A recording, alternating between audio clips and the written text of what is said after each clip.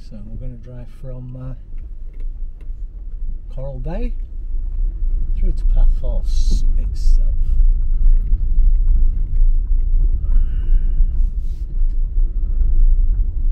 So car park down here at Coral Bay.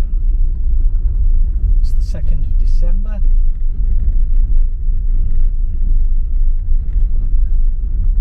Not the best car park, a bit rough, gotta be careful, especially if you're in a hire car.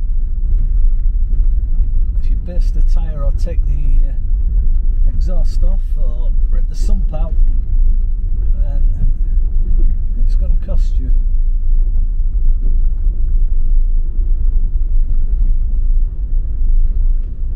Amazingly, there is a proper car park just across the road there. All tarmacked, no charge, free car parking, so there we go.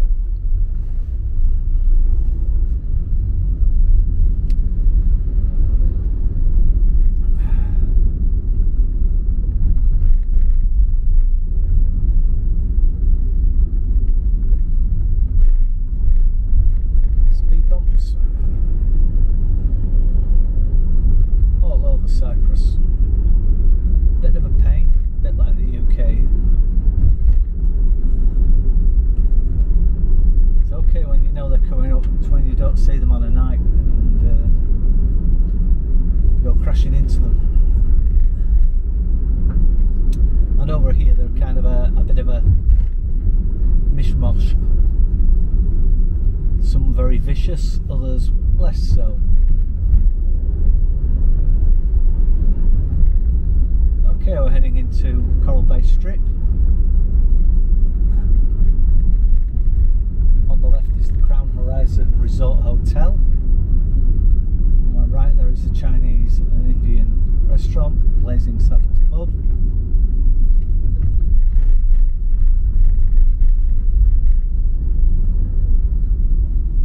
A tourist strip for the Coral Bay area. Not the biggest, but there must be a dozen restaurants and a dozen bars, so everything you need really.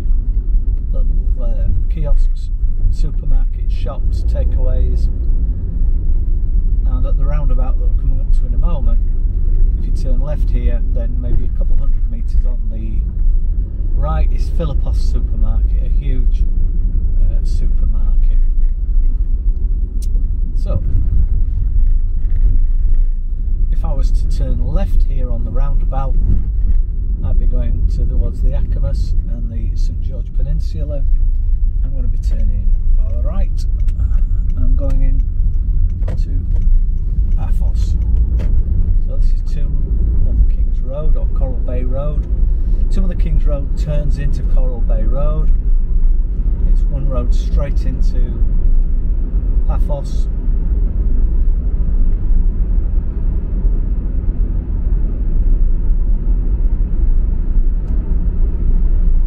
More rightly to say Paphos, as Paphos town, or Paphos itself. Paphos is up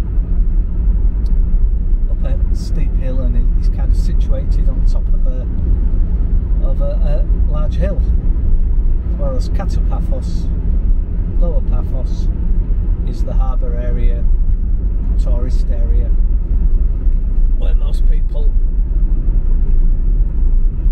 holiday and refer to as Paphos.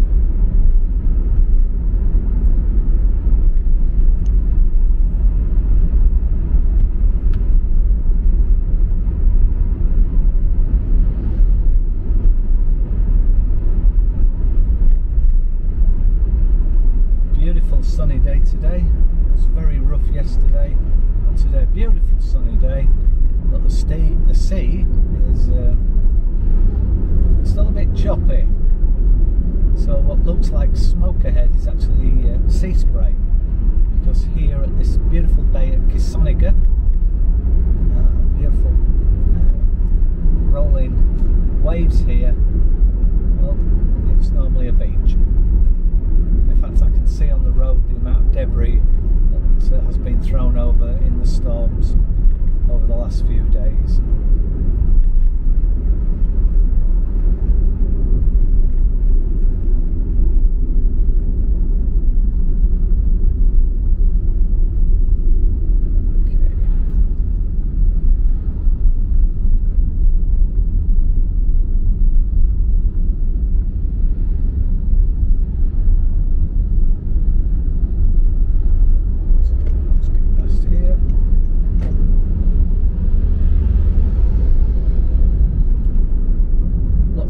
Speed limits,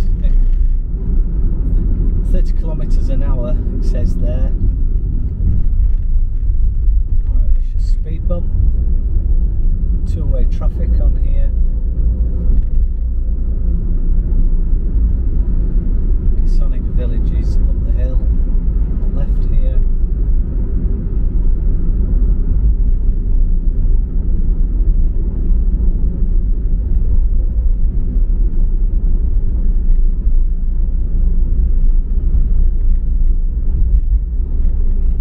Things rattling in this hire car. I have no idea what it is, but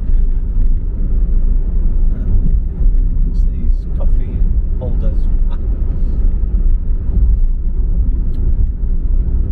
Okay, Theo Sunset Bay Hotel on the right. Lovely hotel, a little bit out. So it's outside of Paphos and it's outside of Coral Bay. Well, not too far away, and this is a main bus route as well. Then on the right again we have the 5-star Atlanticama village Paphos, which is straight down onto the seafront there.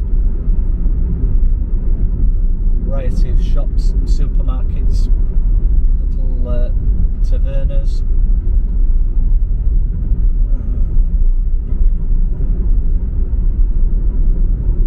On the left we have a Christmas market, lots of stalls and everything.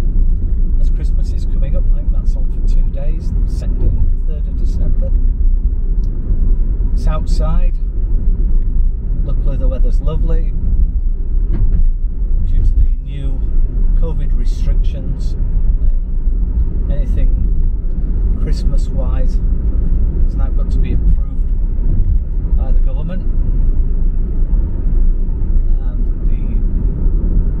Face mask for children is compulsory, so anyone over 6 in any shop or restaurant. Also they need to have a COVID check every 3 days, every 72 hours. If they don't have a COVID test and have been shown negative, then of course they won't unfortunately be allowed in anywhere. It's caused a lot of upset because for the school kids a lot of Christmas carol concerts and things at school have been cancelled. Possibly an overreaction by the Cypriot authorities in the last few days really.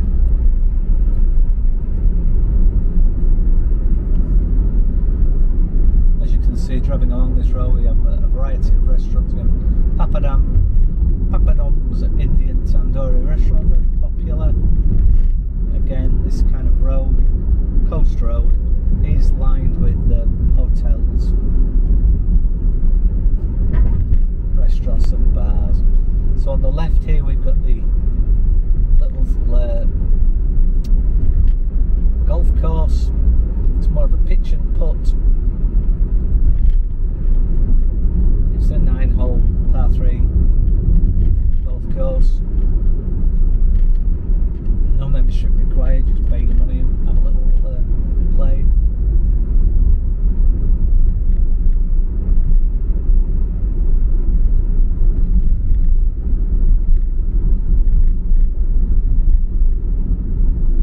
Splash World Hotel there on the right hand side.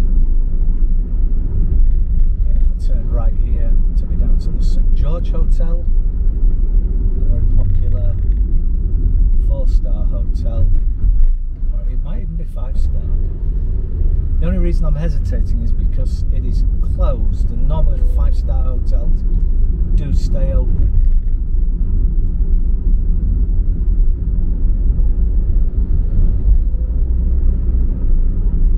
And yes, we've got a Tesla Model X in front. Cypriots love their cars. Sometimes you might visit a Cypriot and their home is quite humble, and yet the car outside might be the latest Mercedes-Benz. The thing here, the banks are quite good here for lending money for car ownership, and will quite often lend money for long periods of time, which wouldn't necessarily happen in the UK. So it won't be unusual for somebody to buy a 10-year-old car and get a 7 or 10-year loan on that car.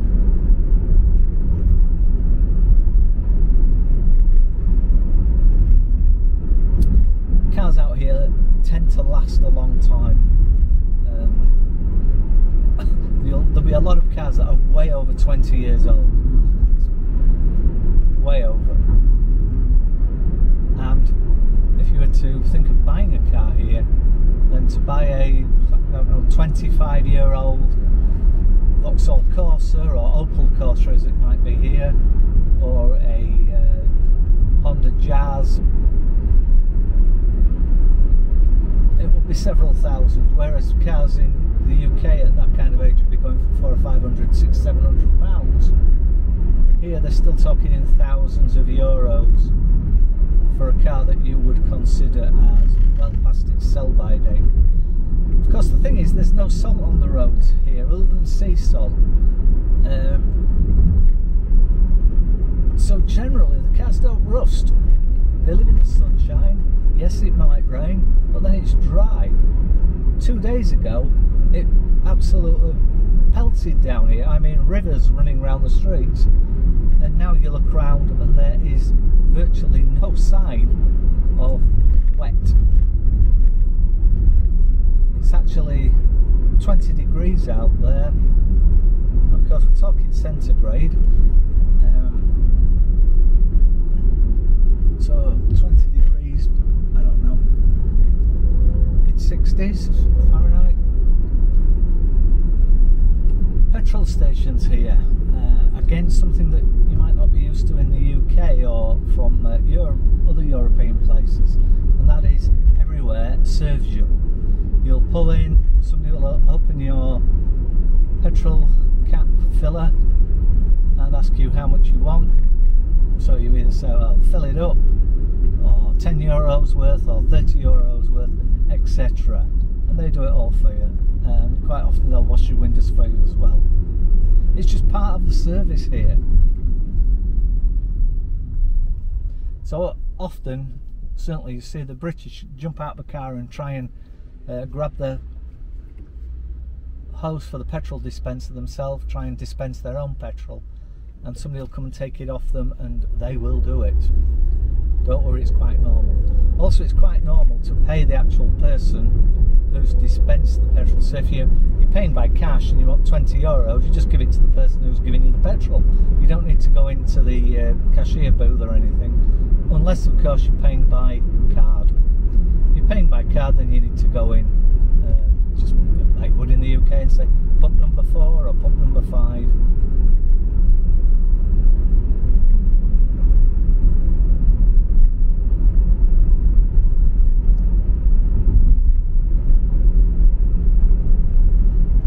The speed limit on here is actually 30 kilometres an hour.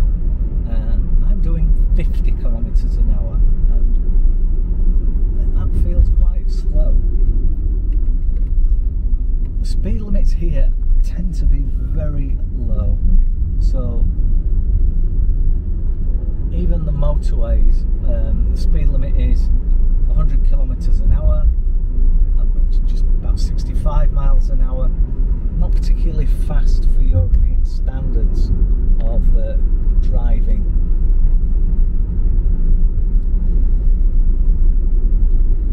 The driving.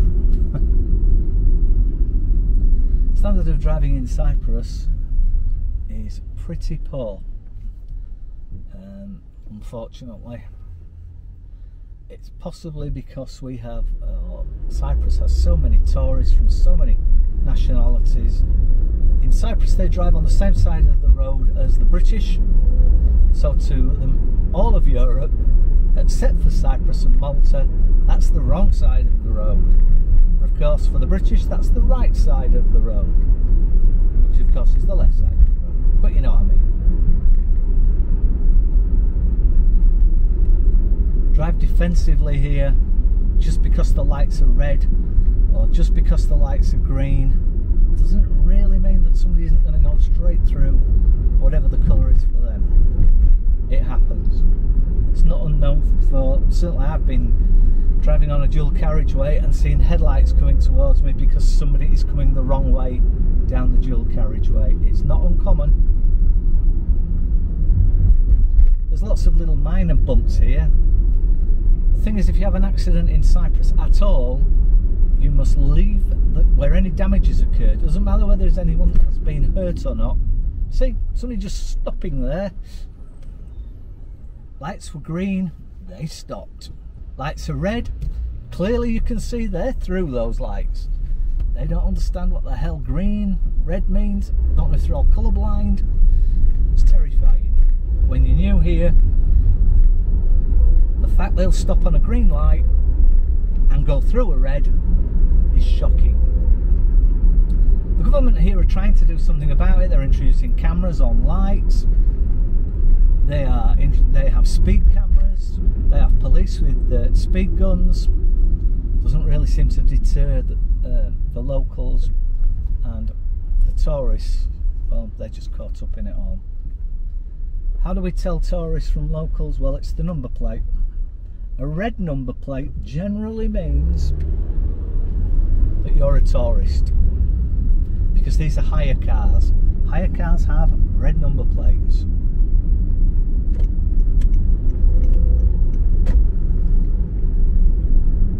Generally.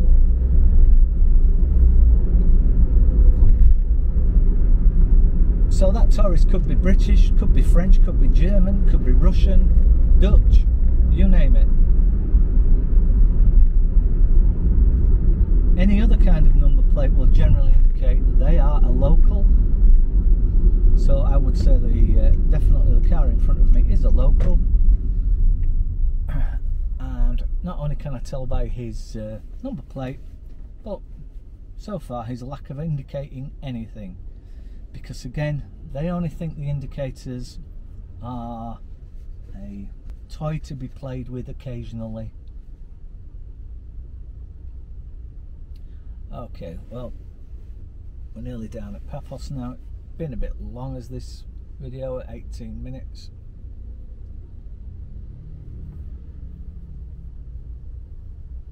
Normally at the roundabout that I've just driven past, where the big that's where the big mall is, the King's Avenue Mall, you would turn right down there and that would take you straight to the harbour. Unfortunately that road is blocked, it's cut off, there's roadworks there. They've been ongoing for the last, I don't know, different stages for the last 5 years, but definitely blocked at this point in time. So if you want to go to the harbour, follow the diversion signs. Oh well, we are getting an indication. That's good.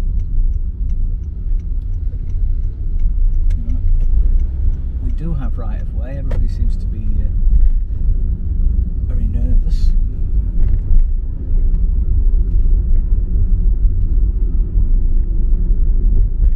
So everyone, of course, is having to do a detour if they're going to the harbour. So red number plate cars, a lot of tourists going down towards the harbour. School on my left. And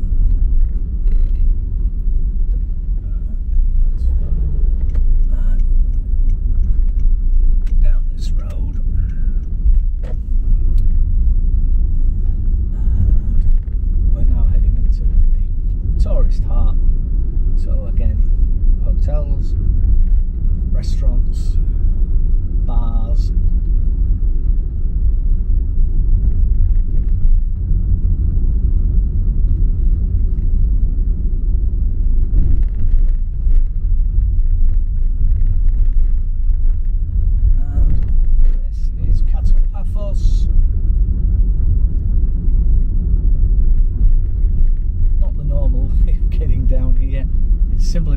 closed road. Again,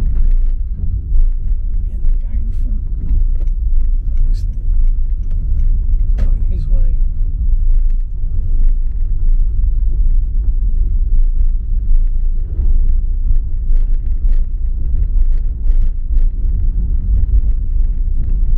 The notorious, infamous, famous Bar Street.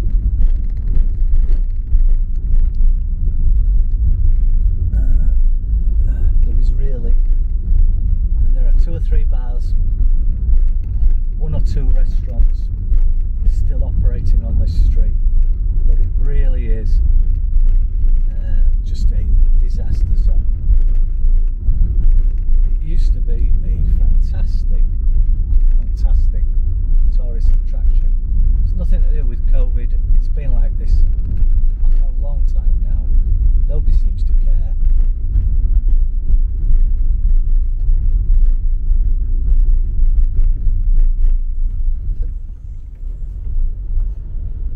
You would be kind of ill-advised to go out for a night on Bar Street now, I think.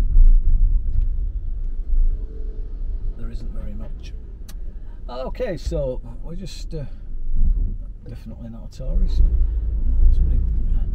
Of course, what happens is these hire cars are driven by the hire companies. And I have several friends that work in the hire car industry here in Paphos. And of course, they need to get the cars back to the airport. They need to get them clean, get them sanitised for the next person that's going to hire them. So sometimes they drive a little bit erratically, a bit fast, and because they're hire cars, and who's to say who's driving what, where and when. So here we are, down on Paphos Harbour.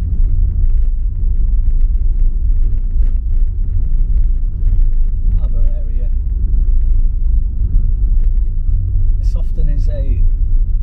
This road is often closed, so it's pedestrianised, which is fine. It's a one-way road, no traffic, and it's supposedly 20 kilometres or less an hour.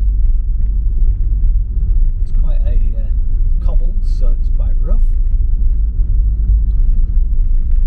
But because sometimes it's pedestrianised and sometimes it's not, people kind of tend to wander. So when they're walking towards the harbour down there, they might wander into the road. And like it is now, this is a road, so there are cars driving down here. I'm going quite slowly, but sometimes people don't drive as slowly as I do. And it can be a bit frightening, especially since you might not know, is it a road or is it a pedestrianised way? Okay, well, I'm going to go up here. I'm going to turn round and head back to Tala. Turn off this camera.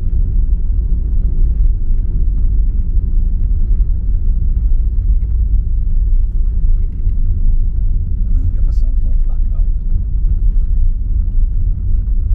So our drive down to Paphos. Thank you for coming with me if you did. Thank you for sticking with me if you did.